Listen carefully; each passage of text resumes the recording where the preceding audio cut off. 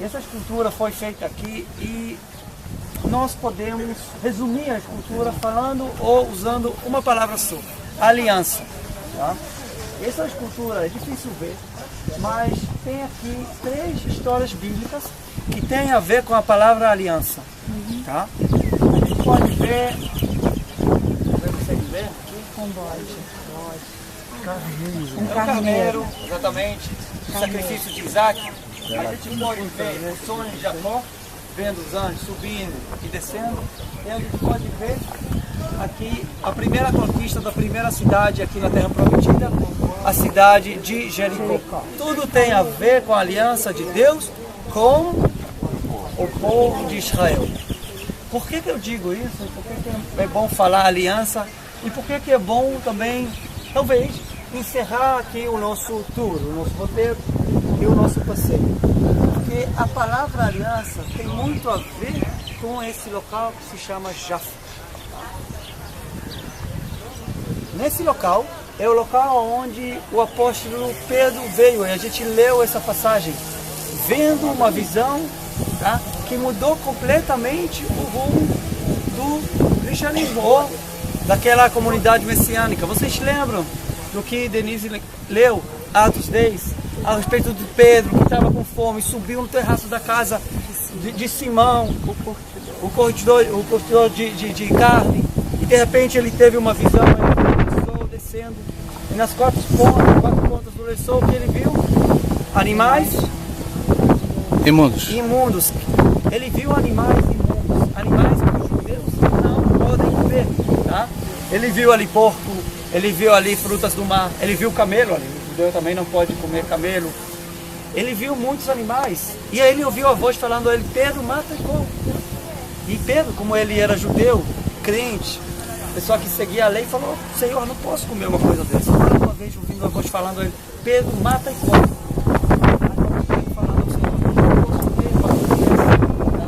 É proibido. E na terceira vez ele ouve a voz falando a ele: Pedro, mata e come, porque o que eu purifiquei, você não vai rejeitar, você não vai negar. Pedro ainda não estava entendendo o propósito dessa visão, mas eu acho que agora nós podemos entender. Tá? Quem são os animais impuros? Quem são os animais que foram purificados? Exatamente. Pedro chegou à conclusão somente de Cesareia, tá? Onde a gente estava. Os animais impuros. Então aqui começa esse processo que Pedro passou da nova aliança. Daqui Pedro vai para Cesareia e depois ele continua a batizar as pessoas que não eram judeus. Agora existe uma grande pergunta: por que essa visão acontece em Jaffa e não acontece em Jerusalém, e não acontece em Cesareia, e não acontece no Mar da Galileia? Por que em Jaffa? Por quê? Tá? O Novo Testamento, tá, ele tem propósito em qualquer lugar. Tá? E eu quero levar vocês a mais ou menos 700 anos antes de Pedro.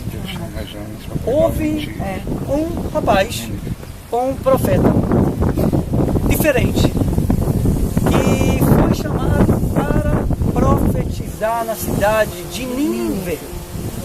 O nome dele era Jonas. Esse Jonas, ao contrário de todos os outros profetas, ele era o único profeta do Velho Testamento, do Antigo Testamento, que foi profetizar, teve o destino de profetizar em frente aos gentios. Os outros, Isaías, Jeremias, Amós, todos se fez judeus. Não tinha comunicação com os gentios. Jonas era o único de todos os profetas do Velho Testamento que foi profetizar no meio dos gentios. Ele teve seu destino. Só que como Jonas não gostou, parece, da missão dele, a Bíblia não explica por quê, ele quis fugir do seu destino. E o que a Bíblia nos conta é que ele pega um barco para fugir de Deus, aonde? No porto de Jaffa, no porto de Jope. Tá? Não é à toa que o Novo Testamento faz essa relação. E não é à toa que a visão de Pedro acontece em Jaffa, exatamente no local da onde Jonas fugiu. Pedro teve a missão de profetizar no meio dos gentios, ele não fugiu. Ele estava com dúvida, mas depois ele foi a Cesareia para os gentios. Jonas, ao contrário de Pedro, ele estava com medo, ou não quis cumprir essa missão dele, então ele pegou no mesmo local um barco em direção ao mar. Ali houve uma tempestade, os marinheiros lançaram ele, jogaram ele para o mar, ele foi engolido por um grande peixe. Depois de 3 dias de contemplação, de introspecção, de perdão, a baleia cuspiu Jonas em frente à cidade de Nínive, e ali realmente ele teve um sucesso, conseguiu levar as pessoas de Nínive a passar um processo de perdão. Mas essa relação entre o Velho Testamento e o Novo Testamento é muito importante. Agora, essa relação não fui eu que faço, foi eu, tá? Não foi Jesus. Quando ele fala a Pedro, tá? Ou quando ele fala, naquele episódio que ele fala, eu edificarei sobre essa rocha, né? A minha igreja, como é que ele chama Pedro? Me lembra como é que é Jesus? Bar Jonas. Exatamente, Simão Bar Jonas, que é Bar filho de Jonas.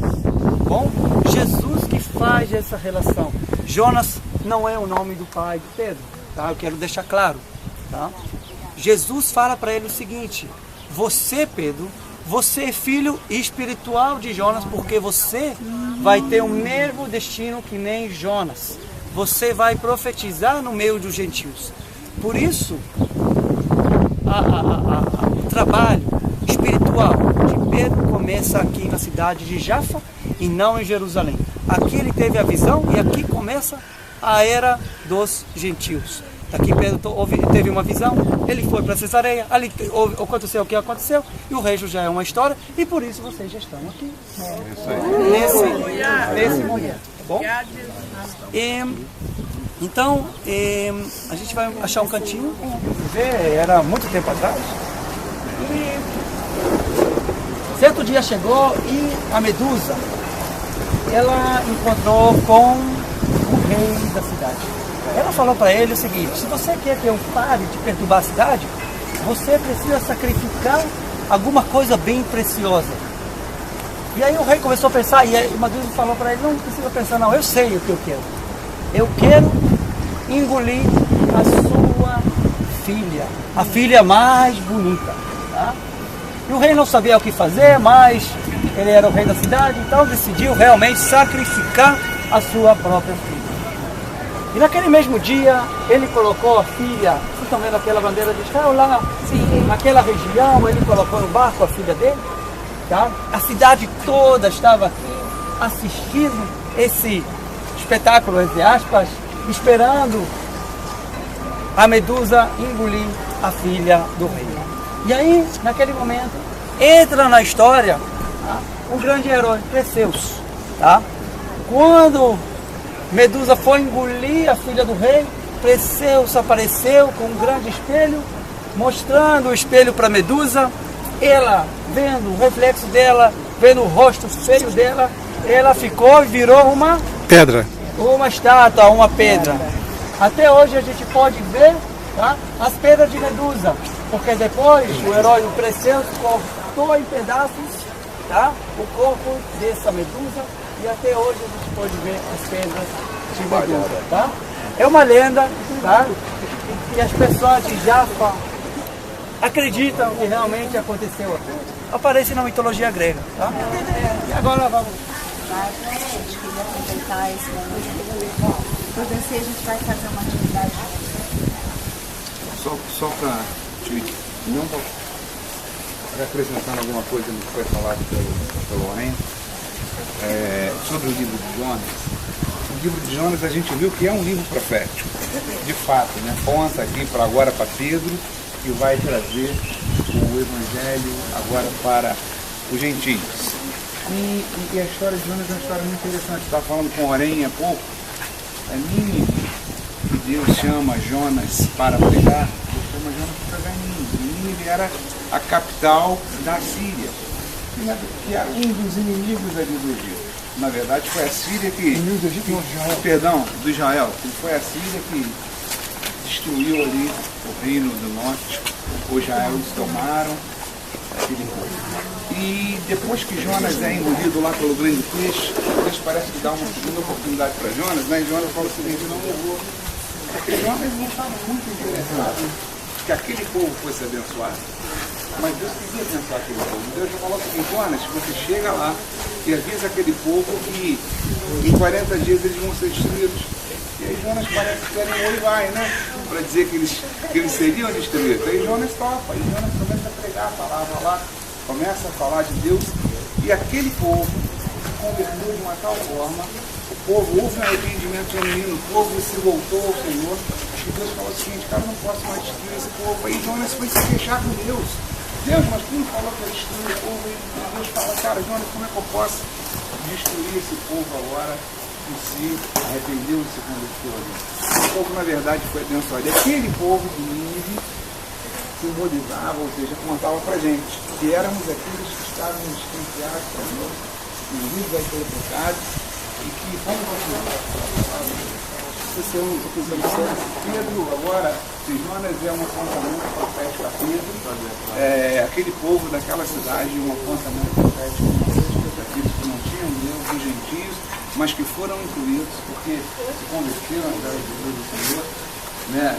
Na família de Deus. Agora somos feitos filhos santos, abençoados, fomos perdoados plenamente em Cristo Jesus. Então, eu achei legal fazer esse complemento para a gente também dar aí crescer um pouquinho mais aqui na nossa aula, se a gente pode dizer assim, né? É muito interessante aqui, porque vocês sabem que eu tenho ensinado na igreja que a igreja, né, como uma coisa global, historicamente tem interpretado muito erroneamente a questão de perdão de pecados e da confissão de pecados. E eu já tentei ensinar na igreja várias vezes, é um texto complexo, difícil de ser compreendido, quando João fala sobre se nós confessarmos os nossos pecados, ele é fiel para nos perdoar os pecados, nos purificar de toda injustiça. E a igreja interpretou aquilo ali errado, porque a palavra confessar aí é homologueu, que significa dizer a mesma coisa. E quando você vai consultar todos os outros textos bíblicos, Deus diz que Ele já perdoou os nossos pecados. Então, confessar de pecados não é confissão de pecados, é confissão de fé. É você dizer a mesma coisa que Deus diz: eu já fui perdoado, recebeu perdão pela fé. E outras coisas mais que estão envolvidas ali, e que eu tenho tentado explicar, que os nossos pecados todos já foram perdoados, passados, presentes e futuros, porque quando você nasceu, todos os seus pecados, aliás, quando Jesus morreu na cruz, e esse é o conceito cristão de que todos os pecados foram perdoados na cruz, e quando Jesus fez isso há 2000 anos atrás, nenhum de nós éramos nascidos, e todos os nossos pecados eram futuros, e a gente recebeu esse perdão por parte de Deus, sem nenhuma confissão nossa, a gente não estava nem ali para confessar, e quando a gente nasceu, a gente não sabia nem falar para confessar nada, mas no que dependia de Deus, já estava perdoado. O perdão é um recebimento que a gente faz pela fé, a gente recebe pela fé. Não é porque a gente confessa a lista de todos os nossos pecados passados. Eu fiquei agora assim, achei muito legal, porque o Lênin estava dizendo para nós que no conceito judaico, presta sua atenção, pedir perdão por um pecado qualquer a Deus é uma burrice. Eu estou usando o termo que ele usou. Você pedir perdão a Deus de qualquer pecado cometido é uma burrice. Por quê? Porque Deus já sabe que você cometeu. Deus já viu. E você vai declarar para ele uma coisa que ele já sabe. É uma redundância, é uma burrice. Na verdade, o dia do Yom Kippur é uma oportunidade para você pedir perdão para quem você cometeu a ofensa. E quando eu tenho dito para vocês que lá na Epístola de Tiago, quando fala sobre nós confessarmos os nossos pecados, não é confessar a Deus, é confessar a quem você... Eu confesso que eu reconheço que eu pisei na bola com você. Eu confesso, eu admito que eu errei com você, eu quero te pedir o teu perdão. Se a pessoa vai te dar o perdão ou não, é outra história. Isso é uma coisa que depende dela, não depende de você. Mas a sua parte, você foi lá e disse: não, eu reconheço que eu pisei na bola com você e eu estou te pedindo perdão. E o conceito do Yom Kippur é exatamente esse. De você reconhecer o seu erro diante de quem você ou com quem você errou.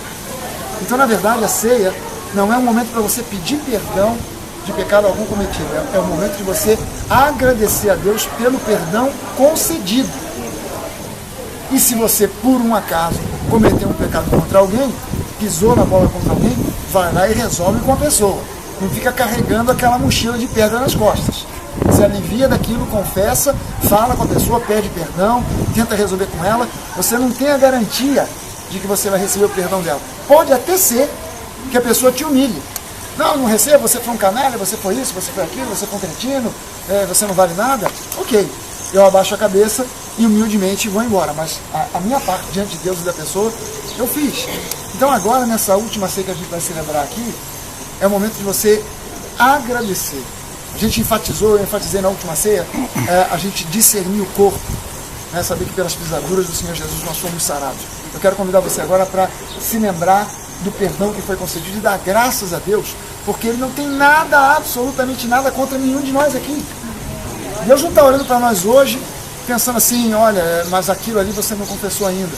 Ou aquele outro pecado de 10 anos atrás você já se esqueceu, mas eu não esqueci. Não. A cláusula principal da nova aliança é as suas iniquidades eu vou perdoar e dos seus pecados eu não vou mais me lembrar, eu jamais me lembrarei. Então é um momento da gente celebrar, esse é motivo de celebração, gente. Porque se Deus ainda tivesse alguma coisa contra cada um de nós, mínima que fosse, nós estávamos fritos. Se Deus ainda tivesse alguma coisa mínima, uma vírgula que fosse contra qualquer um de nós aqui, significaria que todo pedido de perdão que você pudesse fazer na vida não ia resolver nada, não ia adiantar nada. Porque Deus ainda teria alguma coisa ali, não, mas isso aqui você esqueceu, você não está lembrando. Foi há 20, 30 anos atrás. Ou, não, mas isso aqui ainda tem contra você, porque isso aqui você ainda vai cometer. Você não sabe, mas lá na frente você ainda vai pisar na bola em relação a isso, daqui a 10 anos. Então a gente estaria frito, a gente viveria num dilema, será que fomos perdoados ou não? Esquece essa história e lembre-se, a questão do perdão hoje está muito mais relacionada com o relacionamento. Jorge, eu fiz a bola com você me perdoa, cara, eu quero consertar isso, eu preciso reconhecer, você quer ficar carregando essa mochila de pedra nas costas. E até eu agradeço que eu já fui perdoado, mas condenação. Agora, porém, já nenhuma condenação há para